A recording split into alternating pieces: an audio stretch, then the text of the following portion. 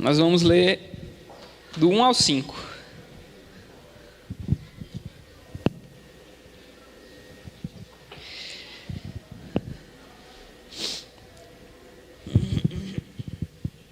Juízes capítulo 10, verso 1.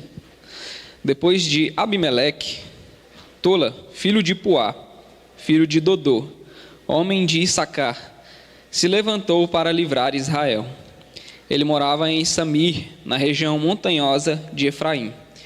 Julgou Israel durante 23 anos. Depois morreu e foi sepultado em Samir.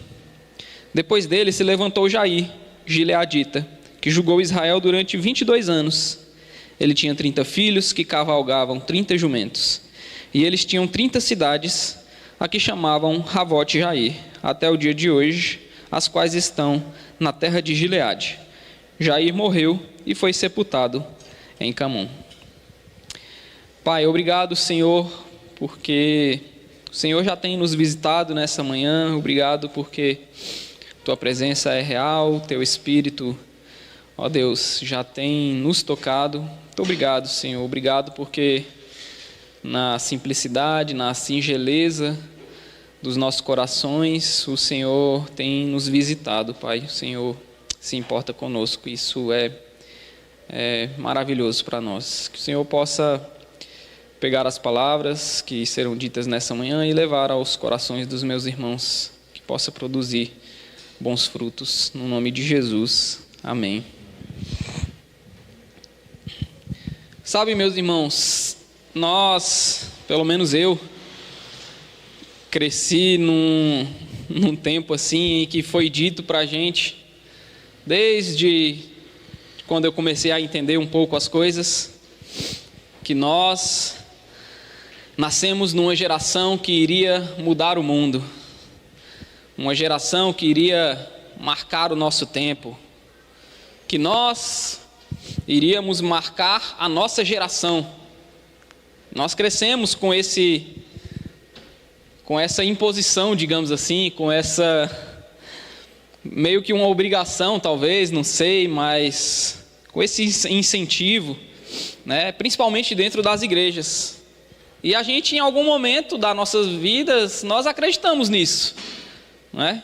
Eu lembro, adolescente, quantas vezes eu escutei isso e eu orava muito e buscava ir aos montes, alimentado por esse sentimento de que eu era responsável de alguma maneira por marcar a minha geração. Eu tinha que fazer alguma coisa importante, alguma coisa surpreendente, alguma coisa que ficasse marcado. Eu precisava marcar o meu nome na história de alguma maneira, porque isso foi dito, foi alimentado dentro de mim, né, durante anos, em algumas igrejas, em alguns eventos, de uma maneira geral, no meio gospel, né, esse era o papo, eu não sei se até hoje está assim, eu acompanho pouco, né, assim, eu vivo mais aqui com vocês e vivendo a minha vida ali com a Bruna no meu trabalho, preparando pregação e estudando um pouco para o mestrado, e eu não tenho acompanhado mais muito esse meio gospel. Eu não sei se eles ainda continuam com essa história de que nós temos que impactar na nossa geração. Tem um pregador que eu escuto muito, que é aqui de Brasília, inclusive, que é o Emílio Garófalo Neto, e eu gosto de escutar as pregações dele, né? E ele prega esse texto aqui também. Quando ele está pregando esse texto, ele fala que sobre todo esse sentimento que foi colocado diante de gente, ele chama de tirania da grandeza. É como se houvesse de fato algo que as pessoas querem de uma maneira impositiva colocar sobre a gente. Nós temos que marcar a nossa geração, ou nós somos a geração que vai mudar o mundo e tudo mais, né? Quando não é a história de que nós somos a geração da volta de Jesus, né? Eu acho que o pessoal lá de 1800 e alguma coisa já escutava isso também, não sei. E isso também vem acompanhado, né? É um combo, porque ele vem acompanhado de uma obrigatoriedade de viver uma experiência extraordinária com Deus. Nós temos que passar por esse momento, por essa experiência extraordinária que vai mudar as nossas vidas.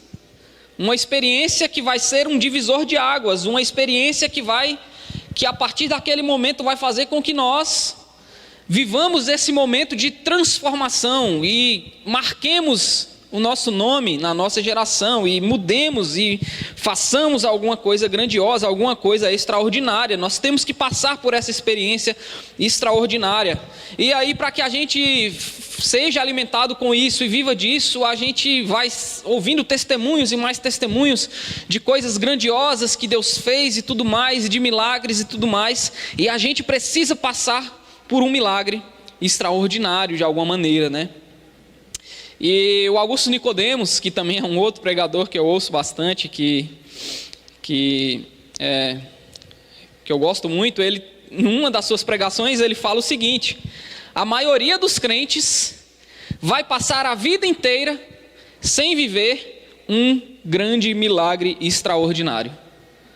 E o desafio da vida cristã, o desafio da fé cristã, é continuar crendo em Deus apesar disso. Parece um pouco, soa um pouco incrédulo para você, talvez. Mas é a verdade, meus irmãos. A maioria de nós, pelo menos, vai passar a vida inteira servindo o Senhor, sem viver esse momento chave que nós estamos esperando. Esse milagre extraordinário, talvez esse momento que nós esperamos, como Paulo, que foi ao terceiro céu. Ou talvez como Pedro, que viu ali a transfiguração de Jesus.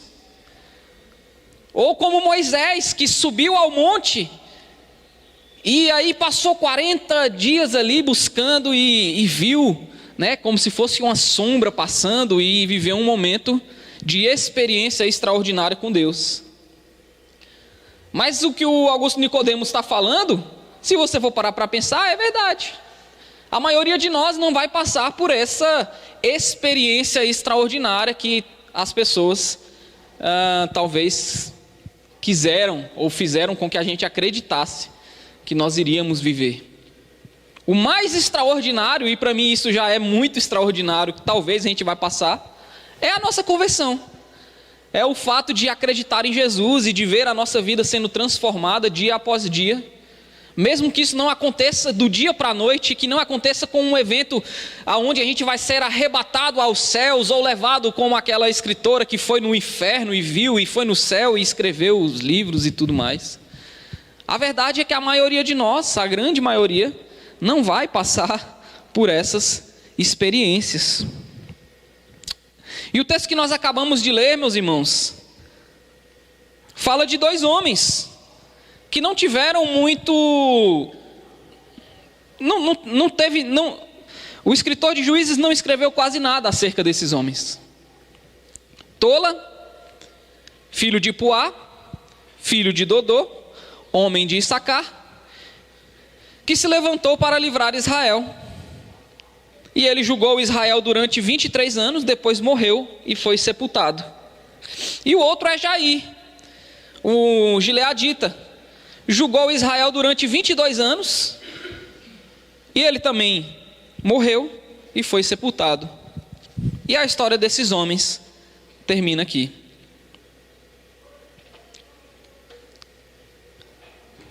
Para quê, né, que está relatado? Por que esses 5 versos aqui? Quem acompanhou na semana anterior, nós lemos praticamente 60 versículos aqui, a história de Abimeleque, o filho de Gideão, que queria ser rei, que tacou fogo em Israel e acabou morrendo por causa disso. Uma história escabrosa, uma história difícil de ler, que a gente olha e fala: meu Deus, por que isso está relatado aqui? É tão, né, um homem que prende as pessoas numa torre e taca fogo.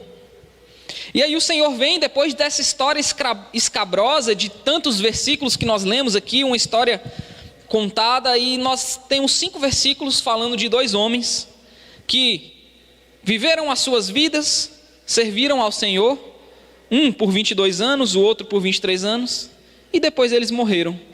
E termina aqui a história. O que é que o Senhor quer nos mostrar com isso? O que o Senhor quer dizer com isso? Por que a história desses homens está relatada aqui, poderia ter sido retirado da Bíblia esses versículos. Mas a verdade, meus irmãos, é que a nossa vida, a maior parte dela, se não toda ela, vai ser talvez como a vida de Tola e de Jair. Uma vida ordinária. A gente vai nascer, a gente vai crescer, nós vamos nos casar, ter filhos, vamos servir o Senhor pelo tempo que Ele quiser, aonde Ele quiser, vamos trabalhar bastante, pagar muito INSS. Alguns vão morrer sem conseguir tirar proveito desse INSS que pagou a vida toda, imposto de renda, e a gente vai morrer. E talvez nós não vamos ter nem 5 versículos, como Tola e Jair tiveram aqui. Talvez a nossa história vai passar e poucas pessoas vão lembrar. Tem até aquele desenho bem legal da Disney, né? O Viva, não sei se alguém aqui já viu, que o Viva la Vida, que o rapaz lá do filme está sendo esquecido, né? Aí ele vai sumir, a alminha dele lá vai sumir, porque ele está sendo esquecido. E nós seremos esquecidos também. Talvez daqui 3 ou 4 gerações, ninguém mais lembre da gente. 2? Aí... Não, eu acho que 3, pelo menos uma, eu acho que o nosso nome ainda sobrevive. Ah, o vovô fulano. Mas, é isso. Tola, Jair, estão aqui. Viveram uma vida ordinária, trabalharam seus 20 e poucos anos ali servindo o Senhor e morreram. Agora eu te pergunto, meus irmãos, quem é mais abençoado, talvez? Gideão, que tem 3 capítulos escritos aqui, mas viveu um tempo de guerra, um tempo de luta, lutou contra os midianitas, depois teve que lutar contra os seus próprios compatriotas. Teve um monte de filho, mas depois que morreu, um dos seus filhos matou os outros 70. Teve um nome grande, talvez. Todo mundo lembra de Gideão, não é? Seu nome está lá em Hebreus, um herói da fé. Ou Tola e Jair, que viveram, o texto não relata se teve guerra, mas eles provavelmente tiveram uma vida bem tranquila aqui. Uma vida sem muitas experiências, ou sem guerras pelo menos. Qual é melhor? A vida nos holofotes, cheia de emoções, mas com dificuldades também, vivendo uma guerra, ou uma vida tranquila? Exemplificando talvez para o nosso tempo, será que seria melhor ser rico, famoso e conhecido, mas viver um tempo, no tempo da Segunda Guerra Mundial, por exemplo, ou ser um anônimo e viver nos dias de hoje, onde a gente não é abalado por muitas coisas, a gente só ouve algumas notícias, né? A verdade é que nós somos abençoados por vivermos em uma época tranquila, meus irmãos, sem guerras por aqui, pelo menos aqui no Brasil, né? Nós somos abençoados por viver essa vida tranquila, essa vida que talvez você pense, né? Talvez seja monótona, não sei. Nós somos abençoados. E essa é a nossa história. Essa é a história de Tola, essa é a história de Jair, e a sua história é a sua história. E Deus viu a vida de Tola, Deus viu a vida de Jair. Não precisa de estar registrado aqui 3 capítulos, 10 capítulos, 20 capítulos sobre o que esses homens fizeram para servir o Senhor. Eles passaram ali 22 anos, 23 anos cada um, né? São meio século da história de Israel, está sendo relatado aqui. E foram 50 anos que foram vividos ali. Coisas aconteceram ali. E o Senhor viu o que aconteceu. E isso é o que importa. A nossa vida mais ou menos é assim também. Deus está vendo. Talvez mesmo que nós não fiquemos marcados, né, como disseram para a gente que nós iríamos marcar a nossa geração, provavelmente você vai morrer sem viver isso daí que contaram para você, que contaram para mim, eu acreditei por algum tempo. Talvez a gente vai passar dessa vida e não vamos ter talvez nem 1000 seguidores lá no Instagram. Mas o Senhor está vendo as nossas vidas. E sabe, meus irmãos, eu queria... eu não estive do outro lado para dizer isso, mas me parece, pelo menos, que essa vida aqui de Tola e de Jair é muito mais fácil, é muito mais tranquila, é muito mais leve. Quando nós percebemos que nós não precisamos de ser essa pessoa que quiseram impor sobre nós, de que seríamos os salvadores, o que marcaríamos a nossa geração. Quando nós percebemos que nós não precisamos salvar o mundo, parece que a vida fica um pouco mais fácil, mais leve, quando nós percebemos que nós não somos os salvadores do mundo. E aí quando a gente lê, parece, pelo menos quando a gente vai criando um pouquinho mais de entendimento, de maturidade, que a vida de Tola e de Jair aqui é uma vida melhor para a gente, talvez, do que uma vida de fama, de sucesso e de pessoas que marcaram aí a geração e tudo mais. Só que a gente acabou comprando essa tirania da grandeza. A gente acabou comprando e a gente acaba vivendo por isso. De certa maneira, não é? Nós de alguma maneira queremos ainda, aspiramos que, sei lá, ser grandes, viralizar. Hoje né, na nossa era, é a questão de viralizar, né? Sei, muitos de nós, ou pelo menos dos crentes que eu conheço, querem viralizar de alguma maneira. Querem ganhar os seus milhões de seguidores. Nem todo mundo aqui é igual o Pingo, que não está aqui, mas Pingo tem 350 mil seguidores. Talvez seja o mais famoso aqui de nós, dentre nós. Mas nem todo mundo foi chamado para ser igual o Pingo. E na verdade a grande maioria, a maioria esmagadora, 99% dos crentes não vão ser famosos. Embora a gente queira, embora a gente busque isso, embora a gente às vezes sacrifique muitas coisas em prol disso, embora a gente deixe de viver a nossa vida ordinária, porque a gente está buscando a vida extraordinária, e a gente talvez deixe de viver, sabe, o dia a dia mesmo ali, a nossa rotina. A gente deixa de prestar atenção nas pequenas coisas e nos nossos familiares, a gente deixa de prestar atenção na nossa esposa, nos nossos filhos, a gente deixa de prestar atenção na nossa família, porque a gente está querendo viver algo fora disso, algo maior, algo extraordinário. Parece que a vida ordinária que o Senhor nos deu não é suficiente para a gente.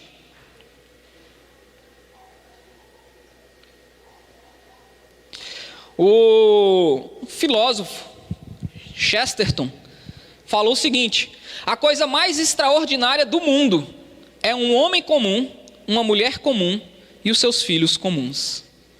Isso é extraordinário, meus irmãos. Só que a gente está buscando algo mais extraordinário do que isso, parece.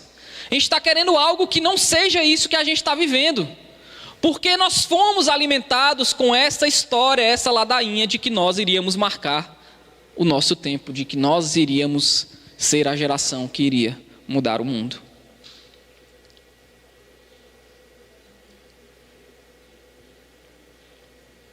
Tola, Jair, cada um cumpriu o seu propósito, viveu a vida que lhe coube. E esses poucos versos nos mostram que sucesso é fazer aquilo que Deus nos chamou para fazer, mesmo que isso pareça pequeno aos nossos olhos e aos olhos da sociedade. Mas deixa eu te contar um segredo, meus irmãos. É justamente aqui, na vida ordinária, é justamente aqui, nessa vida que é comum, que para a grande maioria das pessoas é sem importância, é nessa vida que a gente encontra o sentido da vida. É aqui, cumprindo o nosso propósito, servindo o Senhor, é trabalhando, é vindo aqui na igreja, é indo na casa dos nossos parentes, é vivendo essa vida que a gente não quer viver, porque a gente quer uma outra, uma mais excitante talvez. Mas é nessa aqui, é cumprindo o nosso propósito aqui que nós encontramos aquilo que a gente passa a vida inteira buscando. E quando a gente menos percebe, tudo isso que a gente procurou viver, esse extraordinário que a gente estava buscando encontrar, ele estava o tempo inteiro aqui na vida ordinária, passando diante dos nossos olhos.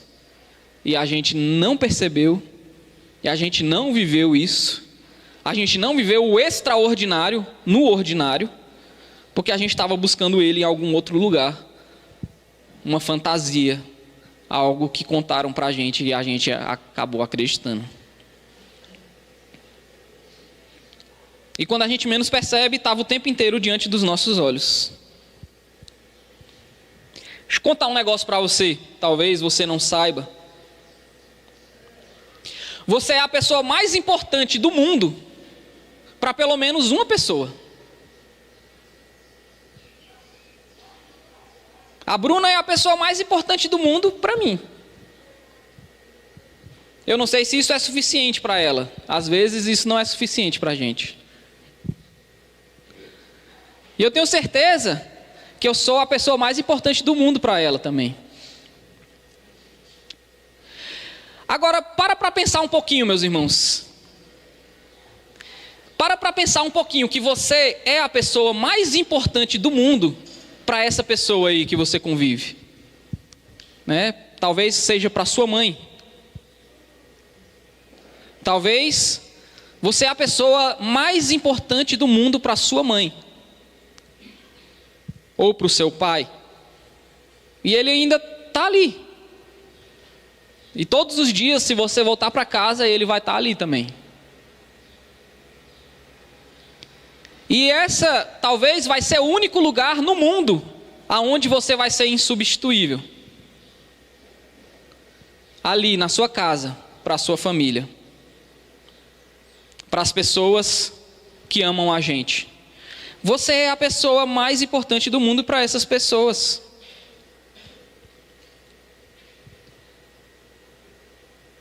E por que a gente acha isso insuficiente? Por que a gente quer ser a pessoa mais importante do mundo para os nossos seguidores? Ou não sei, para as pessoas do nosso trabalho? Ou a gente quer por um momento ser a pessoa mais importante do mundo para outras pessoas que a gente talvez nunca viu na nossa vida e depois nunca mais vai voltar a ver. E a gente deixa de viver para agradar talvez, ou a gente deixa de viver a vida aqui com a pessoa que de fato nos considera a pessoa mais importante do mundo. A gente deixa de viver essa vida aqui. E a gente vai viver uma outra vida na nossa fantasia, no celular talvez, não sei. E essa aqui vai passando. E essa pessoa aqui que se importa de fato com você, essa aqui que de fato sente a sua falta, essa aqui que de fato vai sofrer caso aconteça alguma coisa com você, ou caso você passe por algum momento de dificuldade, ela vai estar ali para poder te socorrer. Essa a gente parece que não dá valor, porque a gente não quer viver a vida de tola e de Jair, que é uma vida ordinária. A gente quer uma vida a mais, a gente quer algo mais, a gente quer ir além. A gente passa a vida inteira achando que isso é insuficiente, a gente passa a vida inteira buscando algo maior. Mas a verdade, meus irmãos, é que quando a gente para de acreditar nessa mentira que contaram pra gente, de que tem algo maior nos esperando lá, e a gente começa a viver essa vida ordinária aqui, servindo e amando essas pessoas aqui mesmo, reais, que se importam com a gente, que de fato querem estar próximo da gente, que de fato nos amam, e a gente passa a dedicar um pouquinho mais do nosso tempo para essa vida aqui mesmo, e passa a prestar um pouquinho mais de atenção nessas pessoas, aí, meus irmãos, é o segredo da vida. Nós vamos encontrar o extraordinário que a gente pensou que estava lá fora ou em algum outro lugar. A gente vai encontrar esse extraordinário aqui, na vida ordinária. Sentindo talvez o abraço, o beijo da pessoa que a gente ama e parando para experimentar e viver e curtir esse momento, esse sentimento. Ontem eu e a Bruna levamos o nosso afilhado para sair. Enquanto a gente não tem um filho, eu tenho que me contentar com os afilhados aí. Algumas horas, 4 horas a gente passou com ele ali. 2 anos, o Henrique. E assim, dedicado àquele momento ali, sem mexer no celular, eu vivi um extraordinário com aquela criança. Talvez ele nem vai se lembrar. Quando a gente, talvez um dia a gente não esteja morando mais aqui em Brasília e daqui 20, 30 anos eu encontre o Henrique. Você se lembra daquele dia que a gente foi lá no shopping? Ele não vai lembrar, porque ele tem 2 anos de idade. Mas eu vou lembrar, e para mim foi extraordinário viver aquilo ali, meus irmãos. É isso que eu estou querendo dizer para vocês. O extraordinário que falaram para a gente que estava lá fora, está aqui dentro.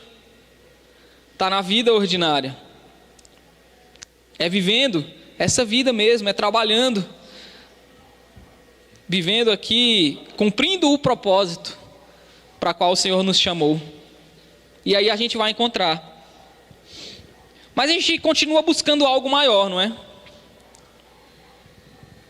E de fato, talvez esse sentimento que colocaram dentro da gente, no fundo, lá no fundo ele tem uma verdade. Só que eles não contaram para a gente a história toda. Por quê?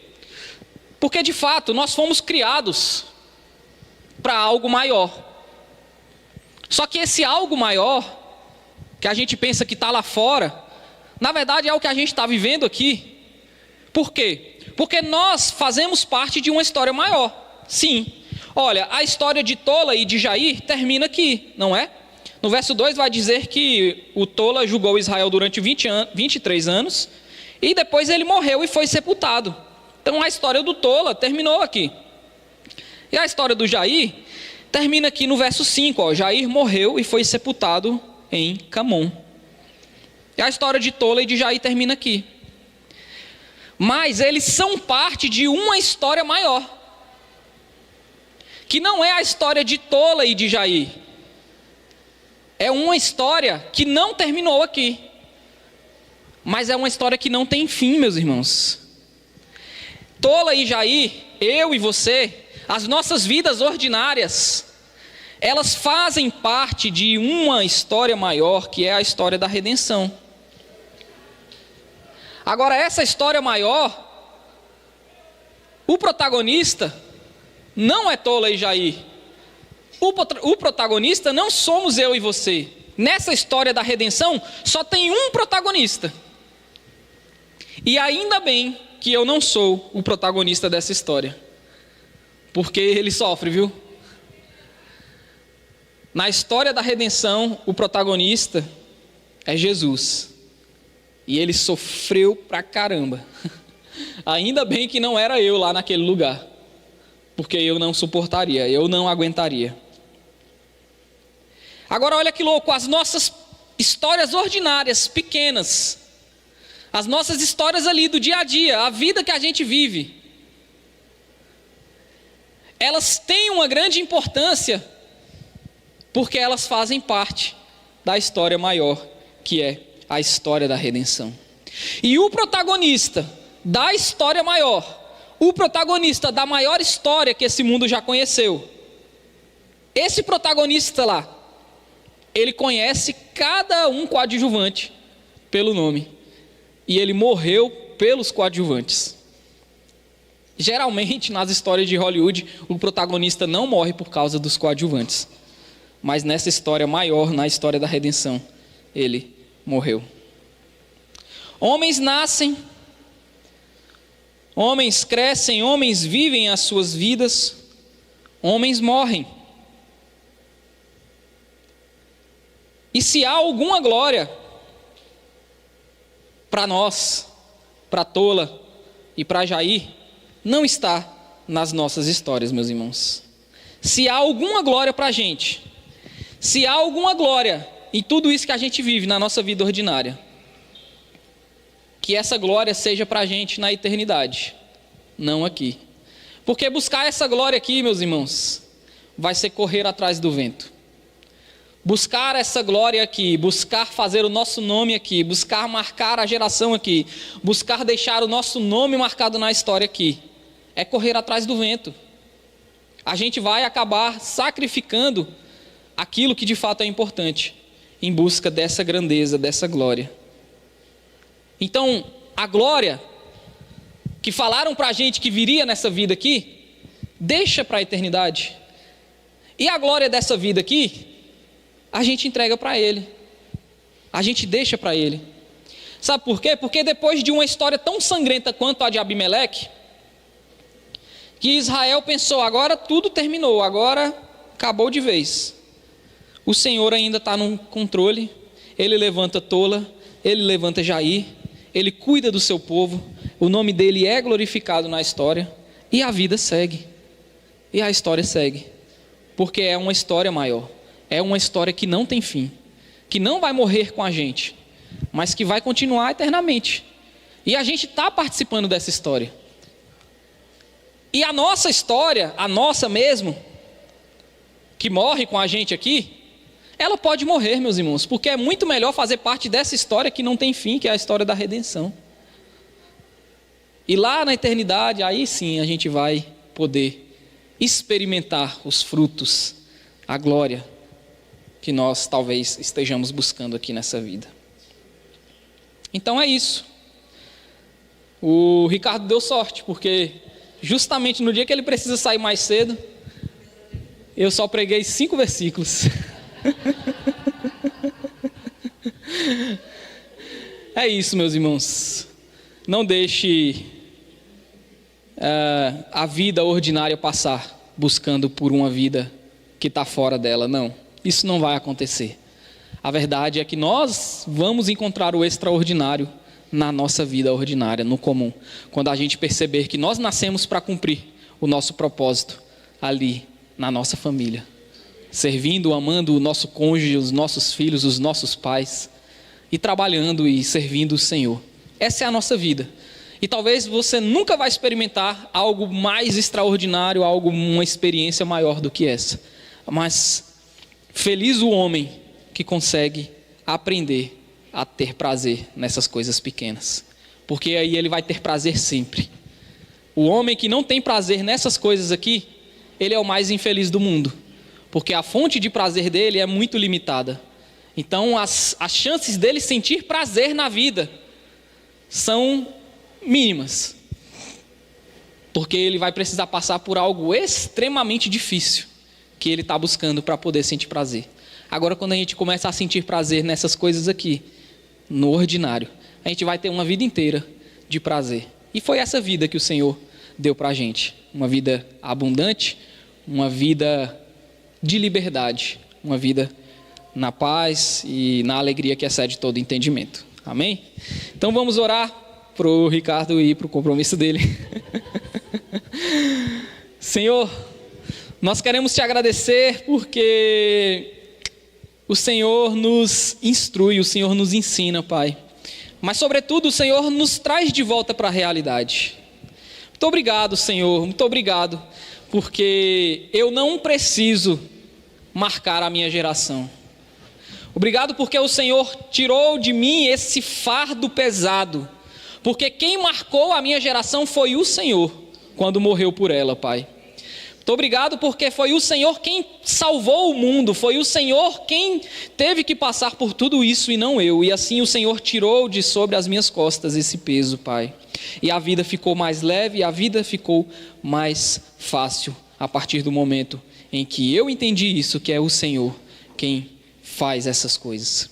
Quero te louvar e te agradecer pelas pessoas que o Senhor colocou ao meu redor, por essa igreja aqui. Muito obrigado pela vida de cada um que vem aqui, Senhor, todo domingo, e que nós temos um tempo tão gostoso, um tempo tão prazeroso aqui na Tua presença, Pai.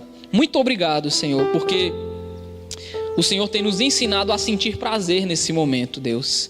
Porque nós não viemos aqui por obrigação e nós não viemos aqui para cumprir, ó Deus, com uma tabela, para cumprir com, ó Deus, com uma obrigação, com um peso. Não, Senhor, nós viemos aqui porque nós temos prazer em estarmos aqui reunidos e sermos alimentados por Ti, Pai. Muito obrigado, Senhor, por essa troca com os meus irmãos. Muito obrigado pela minha esposa, pela minha mãe, por todos, Senhor, pelos meus familiares e amigos. Me ensina, Senhor, ensina os meus irmãos a terem prazer nas coisas ordinárias, para que a gente viva uma vida mais feliz, uma vida de fato que o Senhor deu para nós e que faz sentido para nós, Pai. Em nome de Jesus. Amém. Que maravilha, né?